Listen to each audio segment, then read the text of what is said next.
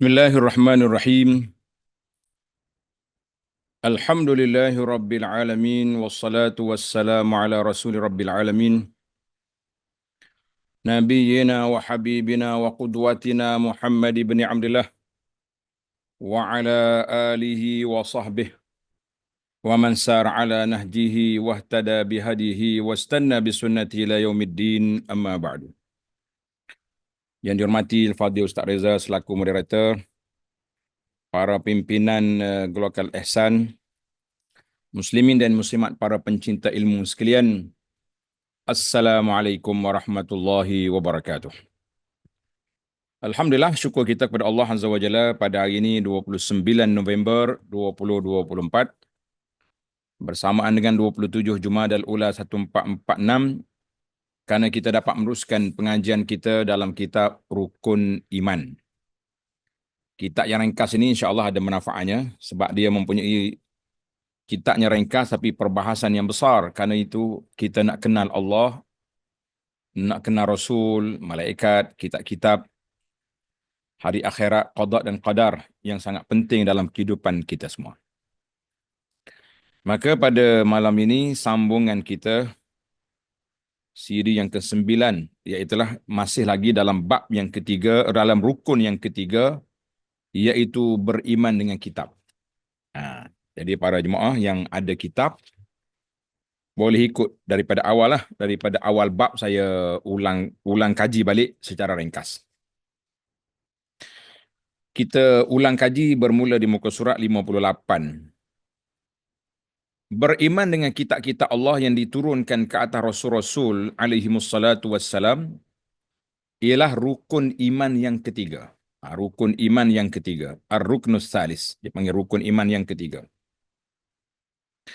Kerana Allah Ta'ala telah mengutuskan Rasul-Rasulnya dengan bukti-bukti yang jelas serta menurunkan kepada mereka kitab-kitab yang menjadi rahmat kepada alam semesta, menjadi petunjuk kepada mereka untuk mencapai kebahagiaan di dunia dan di akhirat, juga sebagai pedoman hidup yang akan mereka lalui dan penyelesai kepada semua perkara yang menjadi perselisihan di kalangan mereka.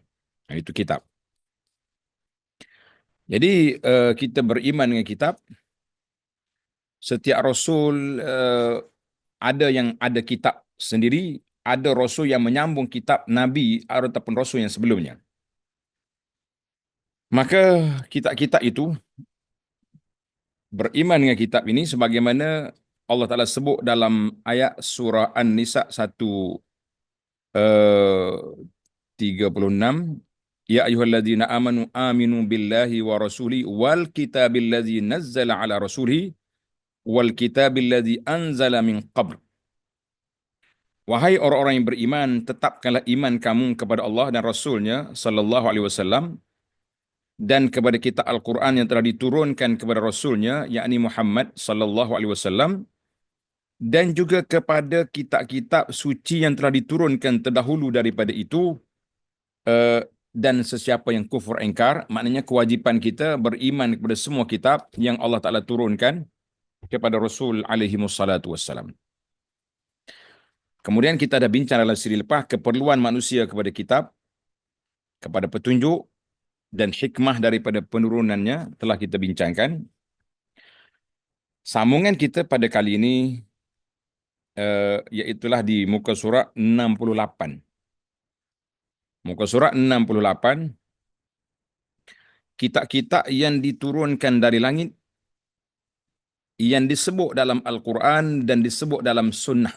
Dalam Quran ada, dalam sunnah Nabi sallallahu alaihi wasallam, itu dia panggil kitab yang perlu kita kena belajar, yang kita kena hayati. Jadi kalau tidak, kita tidak dikira beriman selagi tidak beriman kepada apa yang diturunkan oleh Allah Azza wa Jalla melalui kitab-kitabnya kepada Rasul-Rasulnya alaihimussalatu wassalam. Baiklah para jemaah sekalian, kita tengok tajuk yang kita buat ni. Tajuk yang kita sebut sekarang, yang pertama, Al-Quranul Karim. Al-Quran Karim ni satu kitab yang mulia, iaitulah kitab yang diturunkan oleh Allah Azza wa Jalla Tengok, dia punya definisi Al-Quran Karim, iaitu Al-Quran ialah kalamullah. Kita orang yang beriman ni, dia panggil akidah Ahlus Sunnah wal Jamaah, kita beriman bahawa Al-Quran itu kalamullah, bukan makhluk. Siapa dia kata Quran itu bukan makhluk, maka orang tu tidak betul. Cerita ni sudah lama berlaku, di zaman Imam Ahmad lagi sudah ada, dan perlawanannya begitu berat pada zaman tu. Maka alhamdulillah penerusannya Al-Quran kalamullah. Kata-kata Allah. Yang Allah SWT turunkan kepada Nabi Muhammad sallallahu alaihi wasallam, khatamul anbiya'i wal mursalin. Jawatan Nabi kita sebagai penamat sekalian Rasul. Mana selepas Nabi datang, tak ada lagi Rasul yang lain. Selepas Nabi kita tu dibangkitkan, tak ada lagi Rasul yang lain. Dan termasuk Nabi-Nabi pun sudah tidak ada. Karena itulah bila sebut nama Nabi SAW, kita kata khatamul anbiya'i wal mursalin. Penamat bagi segala Rasul, segala Nabi dan Rasul. Dia yang terakhir semua.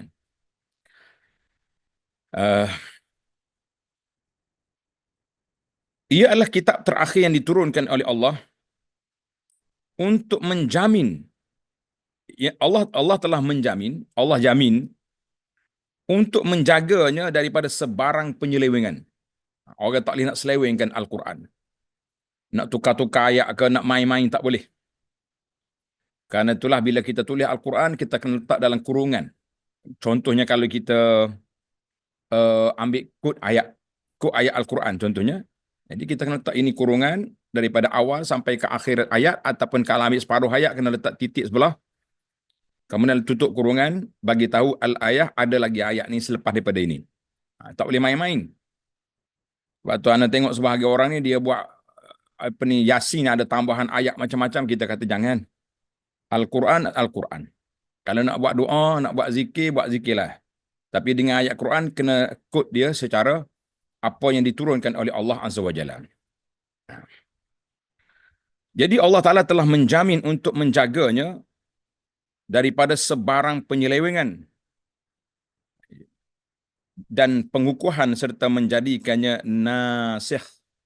Dia panggil dalam Quran tu, dia panggil Quran sendiri, dia panggil nasikh, yakni pembatal kepada undang-undang semua kitab-kitab yang lain setelah turunnya Al-Quran.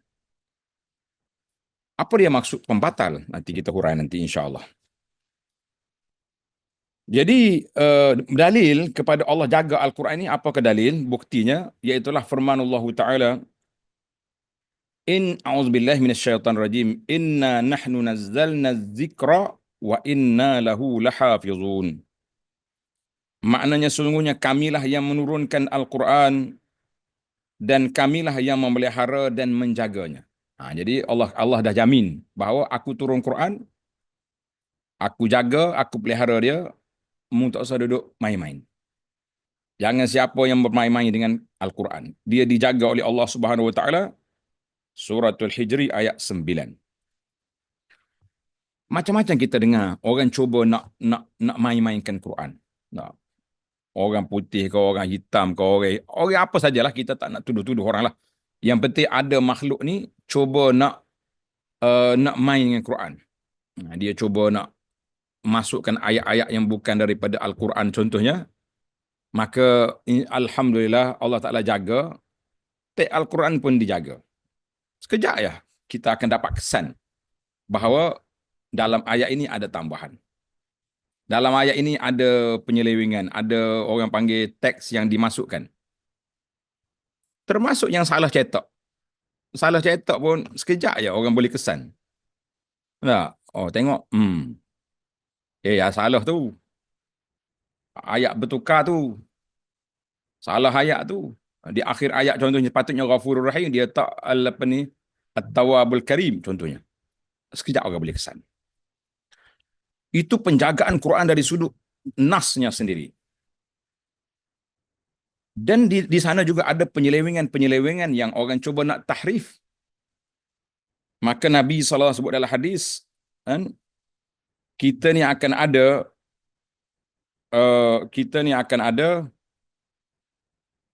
orang yang bertindak ataupun bertugas menjaga Al-Quran itu sendiri ada. Jadi tak boleh uh, orang nak cuba kacau-kacau, cuba nak selewengkan, kita kata tidak mungkin terjadi. Jadi Alhamdulillah, Tuhan jaga. Cuma di sana ada beberapa perkara yang boleh dibuat oleh sebahagian manusia, iaitu uh,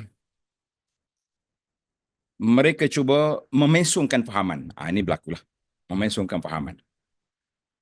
Sebab tu orang kafir yang kita panggil penjajah. Penjajah ni bila mari, dia masuk dalam negara umat Islam, apa yang dia mula kacau, iaitulah kefahaman masyarakat kepada Al-Quran Karim. Hadis yang saya sebut tadi, tuan-tuan adalah hadis ni. Hadis ini masyhur dalam riwayat daripada Nabi SAW. Ada ulama yang menerimanya dan ada yang mengkritiknya. Di antara hadisnya, yahmilu hadzal ilm min kulli khalafin uduluhu yanfuna anhu tahrif al-ghalin wa intihal al-mubtilin wa ta'wil al-jahilin. Ini. Jadi maksud dianya, yahmilu hadzal ilm, akan ada orang yang menanggung, membawa ilmu. Membawa ilmu maknanya orang yang menyambung tugas. Di kalangan sahabat-sahabat Nabi radhiyallahu anhu dulu. Kemudian sampailah kepada kita ini, apa dia kerja dia? Min kulli khalafin udulu. Mana setiap generasi itu ada orang yang betul-betul bertindak. Yang betul-betul bertindak. Sampai hari kiamat akan ada orang yang betul-betul bertindak. Maknanya umat Muhammad sallallahu yang baik, la yanqati'u hatta taqumas saah, tidak akan hilang sehingga sampai hari kiamat. Jadi kerja dianya yahmilu hadzal ilm, membawa agama ini. Kemudian yanfuna anhu tahrif al-ghali, mereka akan bersihkan penyelewengan yang dibuat oleh orang-orang yang menyeleweng. Mana orang cuba nak tafsir Quran dengan salah, akan bangkit umat Muhammad sallallahu alaihi wasallam yang hebat, yang benar, yang betul, akan bangkit. Kita kata alhamdulillah. Jadi itu kita kata. Wa intihalil mubtilin, dan perancangan jahat orang-orang yang nak membatalkan, condemn Al-Quran juga akan ada orang yang akan membetulkannya. Wa ta'wil al-jahilin, dan juga tafsiran ta'wil orang-orang yang jahil. Allah kata lain, dia kata lain, maka ada orang yang menjaganya. Kita kata alhamdulillah. Jadi hadis ini diriwayat oleh Abu Nu'aim dalam Ma'rifatus Sahabah, Al-Baihaqi dan lain-lain. Kita kata itu tanggungjawab para ulama Islam di dalam menjaga Al-Quranul Karim. Jadi cuma walaupun begitu, ada orang yang menjaganya, ada orang yang mengawalnya, tapi penjajah berjaya menanam kepahaman yang tidak baik dalam kepala anak-anak orang Islam. Dengan kepahaman-kepahaman timbul pahaman baru, nama dia sekular, liberal dan lain-lain. Kita kata alhamdulillah, dan insya-Allah apabila Allah jamin, maka dia terjamin. Inna nahnu nazzalna dzikra wa inna lahu lahafizun. Sesungguhnya kamilah yang menurunkan Al-Quran dan kamilah yang memelihara dan menjaganya. Alhamdulillah. Dan firman Allah Ta'ala lagi, wa anzalna ilaikal kitaba bil haqqi musaddiqan lima baina yadayhi minal kitab wa muhaiminan alaihi fahkum bainahum bima anzalallah. Dan kami turunkan kepadamu wahai Muhammad sallallahu alaihi wasallam kitab Al-Quran dengan membawa kebenaran, untuk mengesahkan kebenaran kitab-kitab suci yang telah diturunkan sebelumnya, dan untuk memelihara serta mengawasinya. Ini tadi kita kata tugas Quran yang kedua, mengawal, menjaga uh, daripada sebarang penyelewengan dan pengubahan serta menjadikannya pembatal kepada kitab-kitab yang dulu. Jadi dia panggil muhaiminan alaih, menjaga dia. Allah kata untuk mengesahkan kebenaran kitab-kitab suci yang telah diturunkan sebelumnya dan untuk memeliharanya serta mengawasinya. Kalau kita kata muhaimin itu mana mengawasi, menjaga dia. Fahkum bainahum bima anzalallah, maka jalankanlah hukuman di antara kamu ahlul kitab dengan apa yang telah diturunkan oleh Allah kepadamu dalam surah Al-Maidah ayat 48. Jadi ayat ni waktu kita baca tafsir surah Al-Maidah dulu kita tahulah bahawa puak-puak ahlul kitab ni dia cuba nak selewengkan. Konon-kononnya undang-undang rejam ni tak ada lagi kitab Taurat. Jadi bila bawa mari Taurat depan Quran, dalam Quran ada, dalam Taurat pun ada. Jadi Quran mengesahkan bahawa benda tu ada. Mu jangan cuba nak seleweng tak pasal ahlul kitab. Ini dia panggil muhaimin.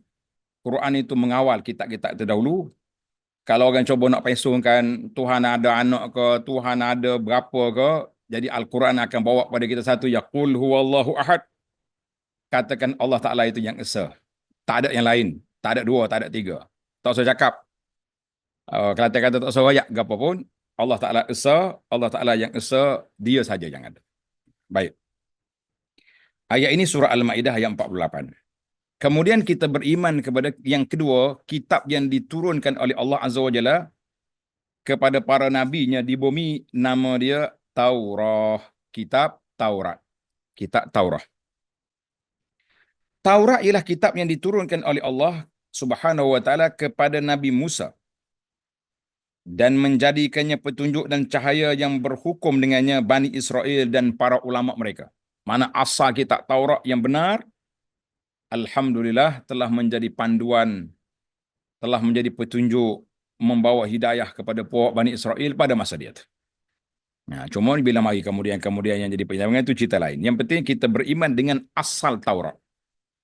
Kita tak beriman dengan Taurat, Bible, perjanjian baru, perjanjian lama yang ada di tangan puak-puak Yahudi dengan Kristiani, bukan itu. Kita beriman dengan Taurat, dengan Injil. Yang ada di tangan orang ni, wallahu alam itu cerita lain. Jadi kalau ada ni betul dengan Quran, dari sudut apa saja tauhid kita terima. Tapi kalau menyalahi Al-Quran dari sudut tauhid, lah. Cuma kita kena ingatlah para jemaah sekalian, di antara para nabi, dakwah mereka satu, iaitulah dakwatut tauhid, sama je. Gilah nabi mana pun, dakwah tauhid dia satu. La ilaha illallah. Adapun furu' asy-syariah, dia panggil cabang hukum syariat, maka itu mereka boleh berbeza. Cabang hukum syariat mereka boleh berbeza. Mungkin haram pada kita tapi tidak pada mereka. Itu tak apa. Yang orang duduk perli main itu, ada haram pada kita, halal pada kita, haram pada orang lain, itu untuk sama-sama kita. Jangan duduk main hukum tu untuk kitab-kitab yang terdahulu. Itu perbezaan yang sangat nyata. Kitab dahulu lain. Kitab yang dahulu, Taurat, dia berbeza dari sudut hukum. Dari sudut furu' al-hukmi boleh berbeza. Tapi dari sudut asas hukum, aslul syariah, dari sudut aslul din, tauhid, sama. Inna ad-dina indallahil Islam. Agama yang diterima, yang diluluskan oleh Allah Ta'ala hanyalah Islam. Agama lain tidak diterima.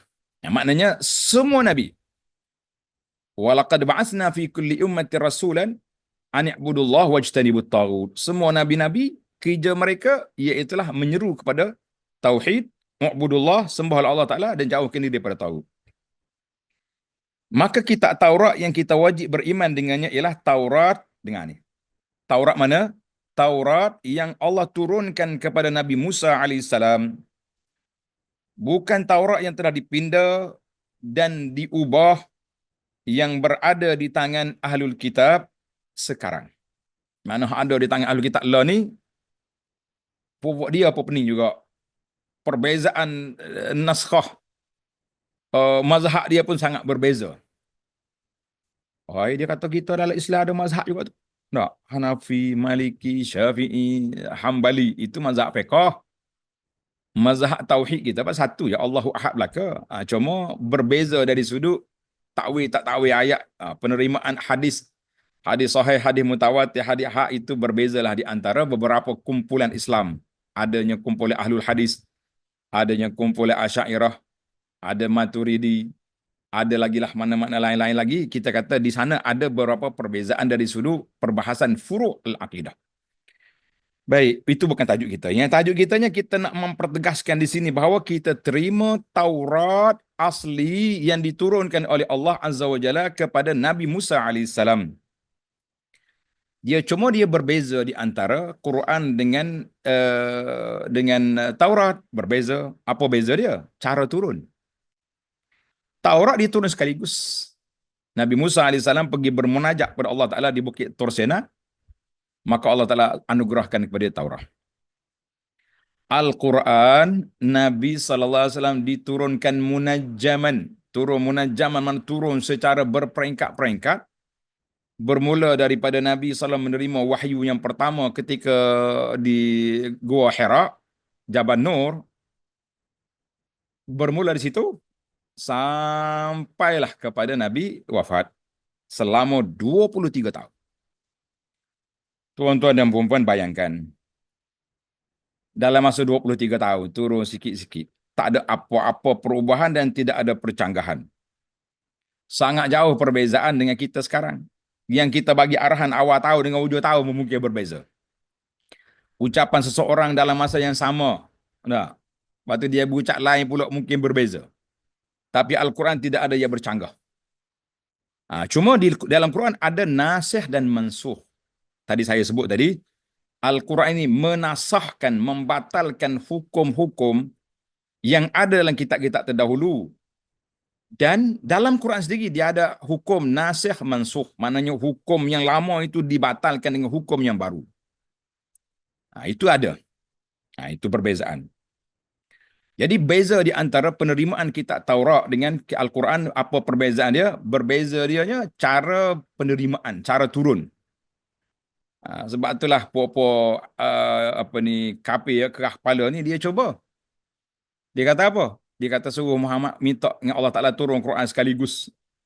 Sebagaimana Taurat, orang Yahudi lah cerita dia, puak Mekah ni tahu apa dia? Dia tak ada kitab. Dia nama dia jahiliah puak dia tu. Tapi dia pergi ngaji Yahudi. Yahudi bagi poin untuk dia lambung, untuk dia attack Nabi sallallahu alaihi wasallam. Banyaklah poin-poin yang dibelajar oleh Yahudi, yang diajar oleh Yahudi kepada orang Mekah. Untuk apa? Untuk nak berlawan dengan Nabi sallallahu alaihi wasallam. Dia puak-puak Yahudi ni dia tahu Nabi benar. Tapi bila nak berlawan gitulah. Pasal itulah kita jangan belajar dengan Yahudi. Ini ada setengah orang ni dia tahu benda benar. Tapi bila nak berlawan dengan kawan tu, pasal dia bagi poin, bagi hujah. Supaya si hak lawan ni ada hujah untuk nak berdebat dan sebagainya, wallahu alam. Baiklah. Jadi kesimpulan kita dengan Taurah, apa kesimpulannya? Kita beriman dengan Taurah yang diturunkan oleh Allah Azza wa Jalla kepada Nabi Musa alaihissalam. Tengok apa Al-Quran kata kepada Taurat. Al-Quran kata apa kepada Taurat?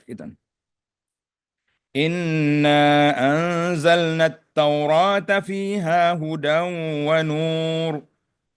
يحكم بها النبيون الذين أسلموا للذين هادوا والربانيون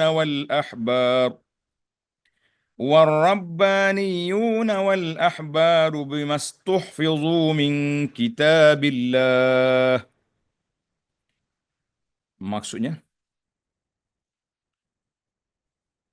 sesungguhnya kami telah menurunkan kitab Taurat yang mengandungi petunjuk dan cahaya yang menerangi dengan kitab itu nabi-nabi yang menyerahkan diri kepada Allah, menetapkan hukum bagi orang-orang Yahudi, dan dengannya ulama mereka, dia panggil pendeta-pendeta mereka, ahbar-ahbar mereka, ulama-ulama dia, menjalankan hukum Allah Azza wa Jalla.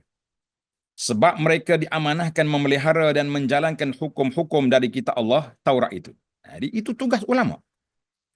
Tugas ulama, tugas tuan-tuan guru, tugas pendeta-pendeta itu mesti menjalankan tugas dengan baik. Jangan duduk kelentur orang, jangan duduk orang panggil buat kacau, jangan. Tapi apa boleh buat? Kita sudah belajar dalam tafsir surah Al-Maidah, surah Ali Imran. Bagaimana penyelewengan yang dibuat ahli kitab, Allahul Musta'an. Allah Ta'ala lah bantu kita. Sebagaimana ahli kitab yang ada hari ini pun, macam-macam dia punya kerenah yang dia buat. Tamaklah secara ringkas, kewajipan kita beriman dengan Taurah. Setakat tu, cukup lah tu. Tak payah ngaji Taurah. Pernah Nabi Sayyidina Umar radhiyallahu anhu minta nak pergi belajar kita ahlul kitab ni lah. Kita Injil ke apa? Nabi larang. Nabi kata tak payah baca kita ahlul kitab, membaca Quran je. Kita tu sudah dimansuhkan, tak perlu lagi kita susah-susah payah menghabiskan masa pergi duk talaki benda yang sudah diselewengkan. Sedangkan kita ada yang sahih. Sebab itulah kita hari ni kalau kita sudah boleh baca Quran, kita boleh mengaji sunnah, kita peganglah dengan apa yang kita belajar tu. Jangan duduk main-main, jangan duduk orang panggil suka-suka gitu saja, jangan. Baik, kita berpindah kepada yang ketiga. Kitab yang ketiga, Injil. Kitab Injil. Injil ialah kitab yang diturunkan oleh Allah Azza wa Jalla kepada Nabi Isa AS, menjadi pembenaran kepada kitab-kitab dari langit yang terdahulu. Dia gitu. Maknanya kitab yang mari kemudian, dia benarkan kitab yang terdahulu. Sambung menyambung. Barulah kita nampak tilkal kutub, itu kitab-kitab itu min mishkatin wahidah, daripada sumber yang sama, iaitulah datang dari Allah Azza wa Jalla, yang diturunkan oleh Allah dari langit. Jadi bila kita tahu dia sumber yang sama, makanya dia datang dari Allah. Cuma berbeza furu' itu dibenarkan kerana kepentingan dan keperluan masing-masing. Mana zaman dulu yang ni boleh, lama kita yang ni tak boleh, tak sesuai yang kita, itu kita kata itulah yang jadi. Baik, kita Injil yang kita beriman, kita Injil mana? Kita Injil yang kita wajib beriman dengannya ialah kitab Injil yang Allah turunkan kepada Nabi Isa AS dengan asas yang sahih, bukan Injil yang telah dipindah dan diubah yang berada di tangan ahli kitab sekarang. Bible ni, perjanjian ni, dia punya Protestan lah, dia punya apa mazhab tu beza-beza pok dia tu. Jadi kita tak sedut layan lah. Tak perlu. Sebab itulah bila ada sahabat-sahabat kita ni kadang-kadang terpaksa kena baca Injil. Jadi kita kata itu dalam suasana yang tertentu, pergi baca kitab Injil. Bila kita nak berlawan dengan orang-orang yang Kristian, kita kena baca kitab dia. Kalau kita jumpa versi lain, naskah lain, yang lebih sahih, kita boleh lawan pula apa yang dia pegang. Ini macam-macam orang duk cerita sekarang ni. Jumpa versi hak sahih lah, jumpa di sana di sini dia punya makhtutat atau manuskrip. Kita kata kita jumpa tak jumpa, depan kita ada pengukur, kayu ukur, parameter depan kita, apa dia? Al-Quran. Muhaimin. Firmanullah Ta'ala, وَقَفَّيْنَا عَلَىٰ آثَارِهِمْ بِعِيسَى ابْنِ مَرْيَمَ مُصَدِّقًا لِمَا بَيْنَ يَدَيْهِ مِنَ التَّوْرَاةِ وَآتَيْنَاهُ الْإِنْجِيلَ فِيهِ هُدًى وَنُورٌ وَمُصَدِّقًا لِمَا بَيْنَ يَدَيْهِ مِنَ التَّوْرَاةِ وَهُدًى وَمَوْعِظَةً لِلْمُتَّقِينَ. Dan kami utuskan Nabi Isa ibn Maryam mengikut jejak langkah mereka, Nabi-Nabi Bani Israel, untuk membenarkan kitab Taurat yang diturunkan sebelumnya. Tengok ni. Maknanya, Isa datang dengan Injil dia membenarkan Taurat.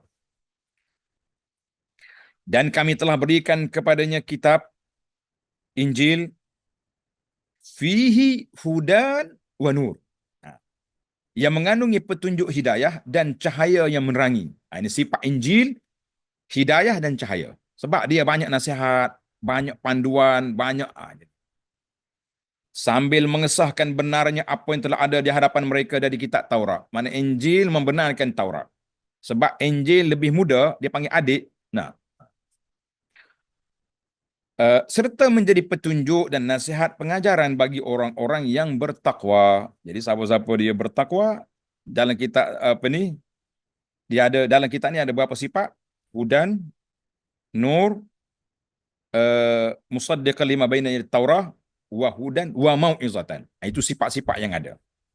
Jadi dia menjadi petunjuk, cahaya, dan nasihat, bimbingan. Alhamdulillah. Surah Al-Maidah ayat 46. Baiklah para jemaah sekalian, bila kita dah beriman, kita nak kesan sedikit. Allah Ta'ala bawa secebis contoh isi kandungan Taurah dan Injil yang ada dalam Quran. Jadi bila kita jumpa ayat ni, kita kata ini isi Taurat, ini isi Injil. Allah Ta'ala bawa secebis mari, iktibas dipanggil. Macam contoh lah. Contoh yang ada dalam kitab Taurat, yang ada dalam kitab Injil. Apa ada? Iaitulah di antara isi kandungan Taurat Injil ialah membawa khabar risalah Nabi sallallahu alaihi wasallam bahawa Nabi yang akhir zaman akan datang, ini sifat dia. Ada dalam Taurat, ada dalam Injil.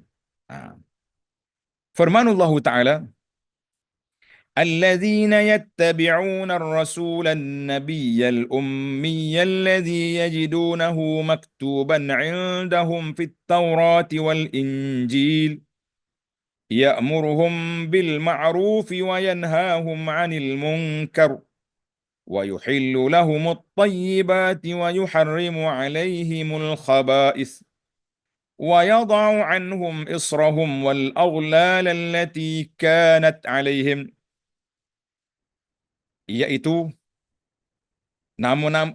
orang-orang yang mengikut Rasulullah sallallahu alaihi wasallam, sifat Nabi dan sifat para sahabat. Nabi yang ummi, siapa pengikut dia, yang mereka dapati tertulis namanya dan sifat-sifatnya dalam Taurah dan Injil. Tengok, Allah Ta'ala bagi tahu, mu ahlu kitab jangan kelentong, mu Nasara jangan seleweng. Sifat Muhammad, nama dia, watak dia, perjuangan dia ada dalam kitab kamu. Jangan main-main. Apa sifat dia? Dia, yakni Nabi kita SAW, menyuruh mereka dengan perkara-perkara yang baik, ya'muruna bil ma'ruf, dan melarang mereka daripada melakukan perkara yang keji, wa yuhillu lahumut thayyibat, dan dia menghalalkan bagi mereka segala perkara yang baik, wa yuharrimu alaihimul khaba'is, dan mengharamkan pada mereka segala perkara yang buruk. Itu sifat Nabi. Wa yada'u anhum israhum wal aghlal allati kanat alaihim, dan juga dia menghapuskan beban-beban dan belenggu-belenggu yang ada pada mereka. Maknanya dalam kitab Taurat dengan Injil berat, mari dalam Quran lebih ringan. Contohnya bila orang nak taubat. Orang dulu nak taubat kena bunuh diri. Faqtulu anfusakum. Zalikum khairul lakum inda bari'ikum. Fataba alaikum. Tapi dalam kita, ya ibadiyalladzina asrafu ala anfusihim la taqnatu min rahmatillah. Hai hamba aku yang melampau, maknanya buat dosa, mu jangan putus harap daripada rahmat Allah Ta'ala. Innallaha yaghfiruz dzunub. Lain kita punya, hilang sudah aghlal tu bebanan, belenggu-belenggu yang berat-berat di kalangan umat yang terdahulu. Orang dulu tak boleh makan harta ghanimah, dia perang-perang, dia timbun harta tu, api mari bakar. Mari zaman kita ni alhamdulillah boleh ambil harta rampasan perang, boleh dibahagikan, diberi kepada pejuang-pejuang dan diberi kepada Baitul Mal dan boleh digunakan. Kita kata alhamdulillah, itu di antara kebaikan yang besar. Baiklah, ketiga kitab Zabur. Zabur ialah kitab yang diturunkan oleh Allah Subhanahu wa taala kepada Nabi Daud alaihissalam. Zabur Nabi Daud. Kitab Zabur kita wajib beriman dengannya ialah Zabur yang Allah turunkan kepada Nabi Daud alaihissalam. Bukan Zabur yang telah dipindah dan diubah oleh angkara jahat orang Yahudi. Sebagaimana penetapan Zabur ini Allah Ta'ala sebut dalam surah An-Nisa ayat 163. Wa ataina Dawuda zabura. Wa ataina Dawuda zabura. Dan juga kami telah mengurniakan kepada Nabi Daud kitab Zabur. Itu di antara kitab. Apa yang lagi? Kitab apa lagi yang ada? Dia panggil suhuf, lembaran risalah yang diterima oleh Nabi Ibrahim dan Nabi Musa alaihissalam. Risalah yang diterima oleh Nabi Ibrahim dan Nabi Musa alaihissalam, yaitu suhuf. Suhuf ni macam lembaran lah, macam risalah gitu ya. Nah, macam kalau kata Taurat besar, Injil, Quran. Iaitulah suhuf lembaran. Sebab tu kalau kita bahasa Arab sekarang, suhuf tu dia macam surat khabar gitu. Nah, macam paper gitu ya. Nah, dia kecil, risalah-risalah gitu. Suhuf ialah yang telah diberi oleh Allah kepada Nabi Ibrahim dan Nabi Musa. Suhuf-suhuf ini telah hilang, tidak dapat diketahui sesuatu tentang isi kandungannya. Tidak disebut, tak tahu nak cari mana. Kecuali perkara yang telah disebut mengenainya dalam Al-Quran dan Sunnah Nabi Sallallahu Alaihi Wasallam. Allah Taala sebut ada dalam suhuf, maka kita terimalah dia. Kita kata Alhamdulillah. Ya. Firmanullah Ta'ala, Allah Ta'ala berfirman dalam surah An-Najmi ayat 36 hingga 41. Ini isi cebisan petikan daripada suhuf yang ada itu. Yang pertama, tengok ayat 36. Am lam yunabba bima fi suhufi Musa wa Ibrahim alladhi waffa. Atau belumkah dia diberitahu akan apa yang terkandung dalam suhuf, kitab lembaran kepunyaan Nabi Musa. Bukan Taurat ni, lain pula, suhuf. Dan juga suhuf Nabi Ibrahim yang memenuhi dengan sempurnanya segala yang diperintahkan kepadanya oleh Allah. Jadi apa yang Tuhan perintah, Ibrahim ikut belakang. Apa yang Allah Ta'ala suruh, Nabi Ibrahim jalankan tugas. Itu kerja Nabi Ibrahim AS. Alla taziru waziratun wizra ukhra. Tanda ni pelajar. Isi kandungan yang pertama adalah suhuf. Yang pertama,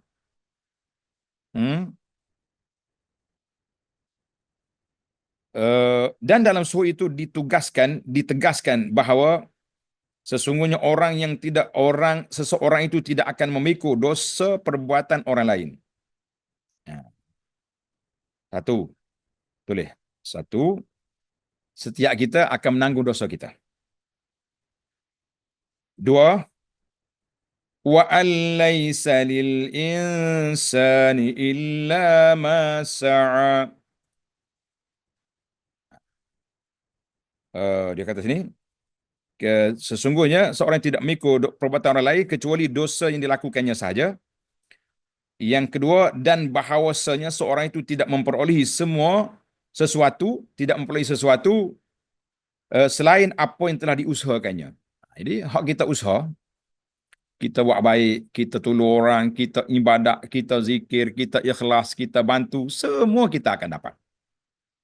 Tapi ingat, hak awak maksiat, awak buat benda mungkar, awak ngenak kepada orang, awak kelentong sana sini, juga dapat. Itu dia panggil dua. Yang ketiga, wa anna sa'yahu sawfa yura. Dan bahawa sesungguhnya usaha itu akan ditunjukkan padanya pada hari kiamat. Mana ingat molek? Mu buat baik. Buat baik-baik. Kata di ahli motivasi, suratan amalan yang kita nak baca di akhirat esok, kitalah penulisnya. Suratan amalan yang kita nak baca di akhirat esok, kitalah penulisnya. Bukan orang lain. Kita penulis. Jadi bila kita penulis, kita kena tulis yang baik-baik lah. Sebab kita akan dibentangkan oleh Allah di akhirat esok. Allahul Musta'an. Yang ke apa lagi? Thumma yujzahul jaza'al awfa. Kemudian usaha itu akan dibalas dengan balasan yang amat sempurna. Jadi ini di antara isi kandungan suhuf yang ada dalam suhuf Musa dan Ibrahim. Ibrahim, alhamdulillah. Ada lagi petikan yang kedua dalam surah Al-A'la, surah Al-A'la ayat 16 hingga ayat 19. Bal tu'sirunal hayatad dunya. Bahkan kamu utamakan kehidupan dunia. Kena atas kepala kita. Mana orang dulu zaman Musa Ibrahim duduk main dunia, pengikut Al-Quran pun kena juga penyakit sama. Wal akhiratu khairun wa abqa. Sesungguhnya keterangan apa ni? Padahal kehidupan akhirat lebih baik dan lebih kekal. Kenapa awak pilih yang tak kekal? Kenapa pilih yang orang panggil yang sementara? Kita tidak ambil yang kekal, yang abadi. Inna hadza la fi suhufil ula. Sesungguhnya keterangan-keterangan yang dinyatakan ini ada disebutkan dalam kitab-kitab yang terdahulu. Suhufi Ibrahim wa Musa. Iaitulah suhuf Nabi Ibrahim dan Nabi Musa. Jadi alhamdulillah, inilah perbincangan kita yang sangat ringkas dalam beriman kepada kitab-kitab yang diturunkan. Boleh ya kalau nak panjangkan, tapi dia panggil kita kena tengok dalam kitab-kitab yang panjang lah, kitab akidah yang panjang. Jadi para jemaah sekalian, alhamdulillah, walaupun orang panggil ringkas, lebih baik daripada kita tak baca langsung kan. Jadi itu dia panggil.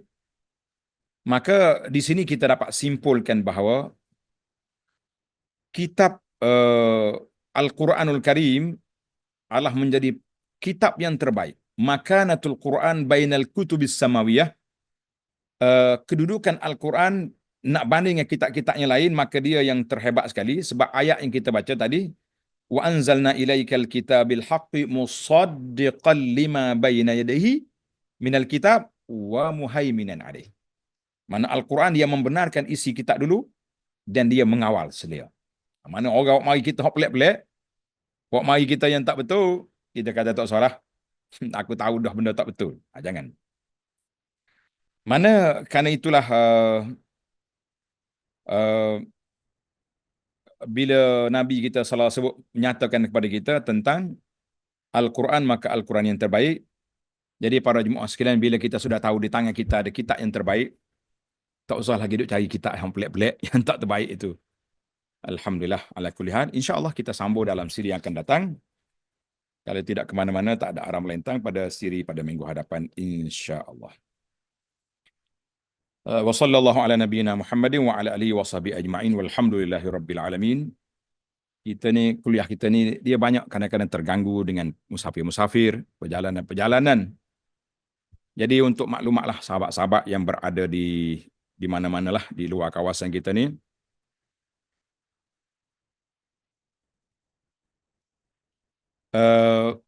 bahawa kami di negeri Kelantan sekarang ini sedang dilanda banjir yang agak teruk.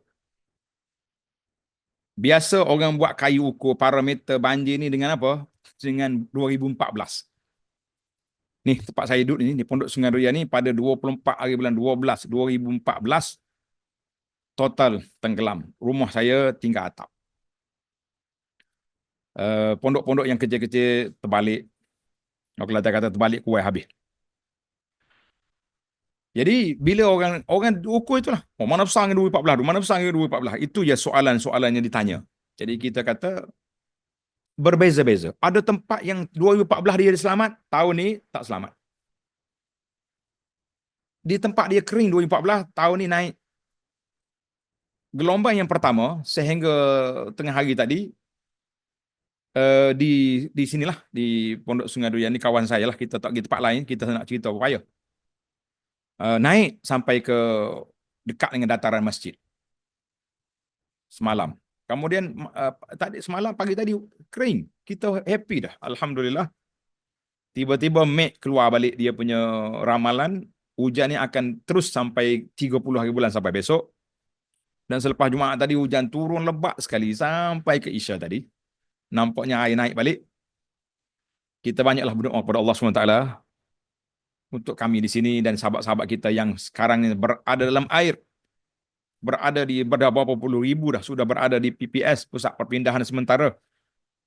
Banjir, Allah Ta'ala lah bantu sahabat-sahabat kita di mana saja berada, dan Allah selamatkan kita, selamatkan keluarga kita, selamatkan harta benda kita daripada segala bala bencana air dan sebagainya. Cuma ada sedikit perbincangan lah, Ustaz Reza, moderator kita, ada persoalan ataupun orang duduk tanya tentang doa. yang diajar oleh Nabi sallallahu alaihi wasallam. Nabi kita ajarkan doa ni bila berlaku waktu sahabat datang tu kemarau. Kemarau. Bila kemarau, uh, sahabat berdoa, Nabi kita doa supaya turun hujan. Maka hujan turun. Kemudian seminggu yang datang, hari Jumaat yang sama, orang yang sama mari merepot Nabi, ya Rasulullah, tenggelam habis dah. Maka Nabi kita ajar doa pula. Apa Nabi kita doa? Allahumma hawalaina wa la alaina, Allahumma alal akami wal zirab wa butunil awdiyati wa manabitis syajar. Hadis ini sahih. Ya Allah, bawalah hujan ini ke tempat lain. Dan jangan turunkan ke atas kawasan kami. Ya Allah, bawalah kepada dataran yang tinggi. Di apa ni, di bukit-bukit, di tempat-tempat lembah-lembah dan juga di tempat tumbuhan pokok-pokok. Jadi sekarang ni ada orang bertanya, daripada pagi tadi lagi sibuk saya dengan soalan ni. Dia kata, Ustaz duduk ajar doa ni macam nak suruh kena orang lain. Hawa alaina wala alaina. Pindahlah ke tempat lain. Jadi susah hatilah kita. Seolah-olah macam kita, macam kita apa? Macam kita nak suruh doa ni pergi ke tempat orang lain. Kita kata, tak. Bukan saya pindah daripada Sungai Durian pergi ke kawasan lain. Bukan kita kata pindah dari Kuala Kerai ke Kota Baru. La. Cuma Nabi bagi tag di sini supaya bawa ke tempat yang tinggi, dataran-dataran itu yang tidak memberi mudarat pada manusia. Itu maksud Nabi. Nabi pun tak suka. Dia sebab kalau kata di Butunil Audiyati, di sana ada juga orang Badui duduk. Adakah Nabi nak suruh mudarat orang Badui? Kita kata hasya wa kalla, tidak sama sekali. Maka kita kena fahamlah bahawa Nabi sebut tempat-tempat tadi, tempat tinggi, tempat dataran, tempat apa ni, lembah, apa ni, semua ni di tempat yang tidak kena kepada orang. Jadi kita doa pun kita habiskanlah doa. Kita habiskan doa yang kita baca tadi, ya Allah kami mohon agar hujan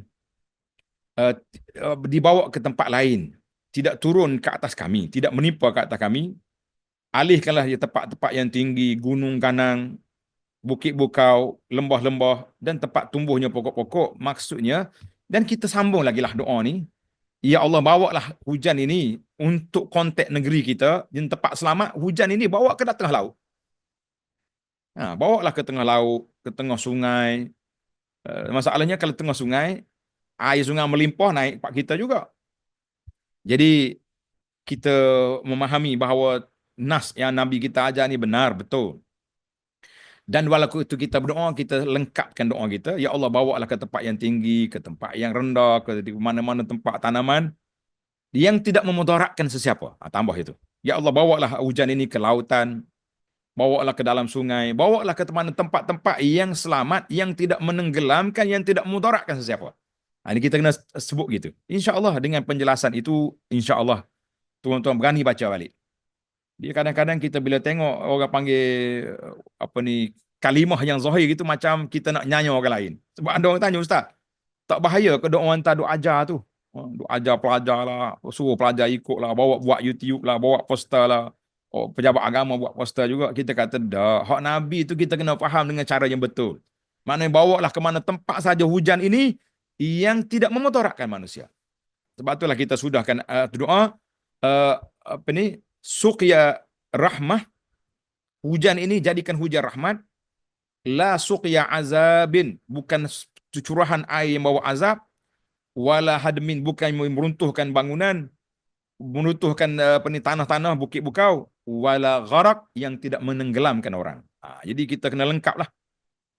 Imam-imam yang baca doa ni, kita lengkapkan doa kita. Allahumma hawalaina wala alaina, Allahumma alal akami wal zirabi wa butunil awdiyati wa manabitis syajar, Allahumma arsilha ilal bihari wal anhari wal fayafi.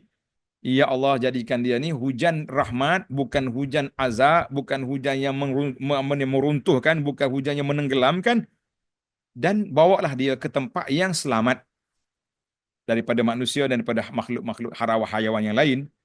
InsyaAllah, mudah-mudahan dengan penjelasan ini hilang sedikit kegusaran para jemaah. Jadi boleh kita terus baca.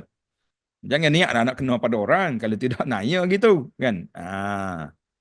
Macam ada satu lagi doa yang orang tak berani baca, iaitu Allahumma ahyini miskinan. Ya Allah, hidup kami secara miskin. Hai, kita ni duk berniaga sekarang.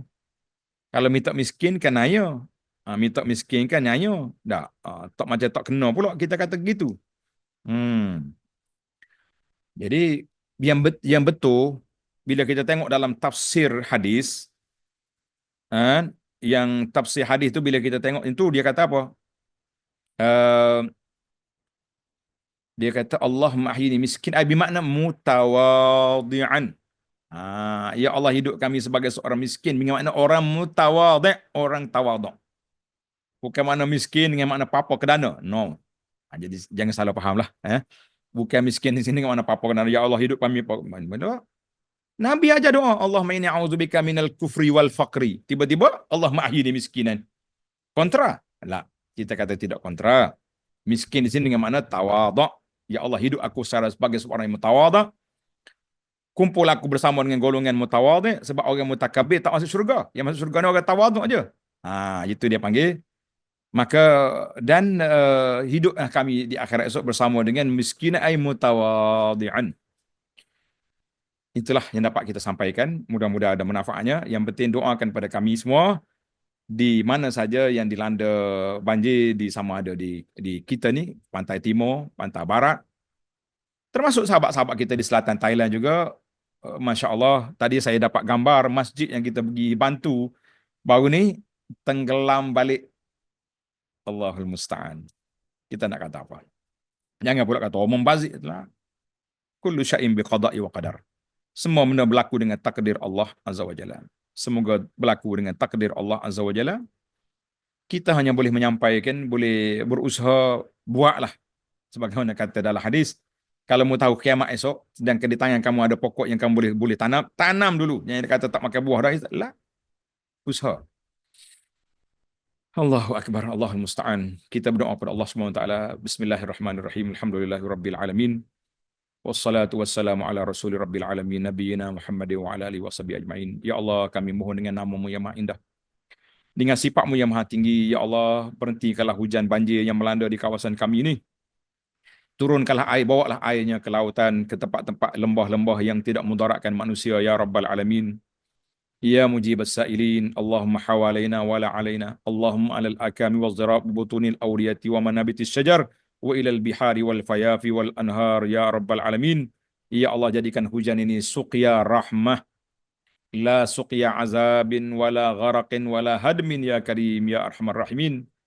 Allahumma inna nas'aluka salamata was sihhata lana wa li ahlina. Ya Allah, berilah keselamatan kepada kami dan kepada keluarga kami, kepada harta benda kami. Selamatkanlah perkampungan kami ini dan semua saja sahabat-sahabat kami yang dilanda banjir. Berhentilah hujan ini. Ya Arhamar Rahim, bawalah hujan ini ke tempat-tempat yang selamat, yang tidak mudaratkan manusia dan juga bahaim, hayawan-hayawan, ya mujibas sa'ilin. Wa sallallahu wasallam wa barak ala Muhammad wa ala alihi wa sahbihi ajma'in. Walhamdulillahi rabbil alamin.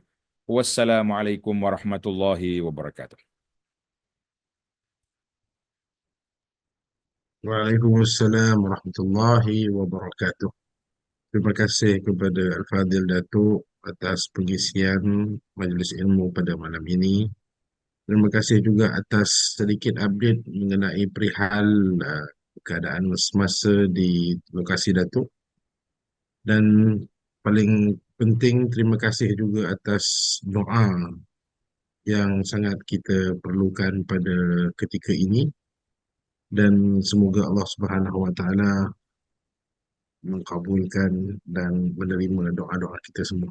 Amin ya rabbal alamin. Oleh itu, insya-Allah kita akan bersua kembali pada sesi pengajian Kitab Rukun Iman sesi ke-10 pada pengajian yang akan datang. Insya-Allah kalau apa-apa mengenai pengajian itu kita akan update. Setakat ni insya-Allah okey dah tu ya. Ya, insya Allah. Jadi, insya Allah kita teruskan berdoa, teruskan munajat, teruskan muhasabah atas apa yang terjadi pada kita dalam situasi kini. Semoga kita berjumpa lagi pada pengajian yang akan datang. Terima kasih kepada semua yang hadir. Barakallahu fikum. Ditangguhkan dengan tasbih kafarah. Subhanakallahumma wa bihamdika asyhadu an la ilaha illa anta astaghfiruka wa atubu ilaik. Wa akhiru da'wana alhamdulillahi rabbil alamin. Wassalamu alaikum warahmatullahi wabarakatuh.